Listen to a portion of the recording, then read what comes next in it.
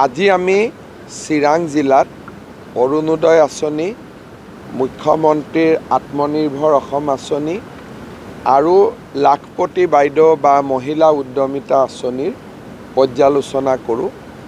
আমাৰ চিৰাং জিলাত আগতে 29,000 অৰুণোদয় হিতাধিকাৰী আছিলে। এইবাৰ অৰুণোদয় হিতাধিকাৰী ইয়াত 60,000 হ'ব। সিলেকশ্যনৰ প্ৰক্ৰিয়া চলি আছে। 17 ছেপ্টেম্বৰত আমি অৰুণোদয় 3 আৰম্ভ কৰিম আৰু চিৰাং জিলাৰ 60,000 পৰিয়াল উপকৃত হ'ব। মুখ্যমন্ত্ৰীৰ আত্মনিৰ্ভৰ অসম আঁচনিত যোৱাবাৰ প্ৰায় 400 হিতাধিকাৰী আছিলে। বহুতে ভাল কাম কৰিছে আৰু বহুতে মুদ্ৰা লোনো ল'বৰ কাৰণে সক্ষম হৈছে।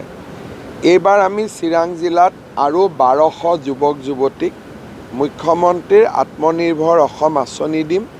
2 লাখ টকাকৈ প্ৰতিগৰাকী যুৱক যুৱতীয়ে লাভ কৰিব।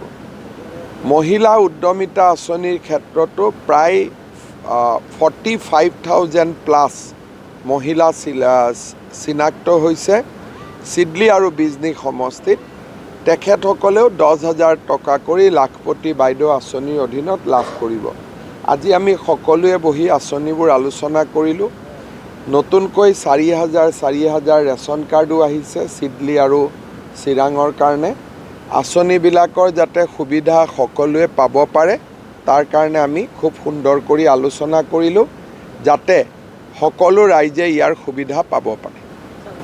চাওক, আমাৰ কামটো একেদিনাই 1 ঘণ্টাত ধুনীয়াকৈ হৈ যায়।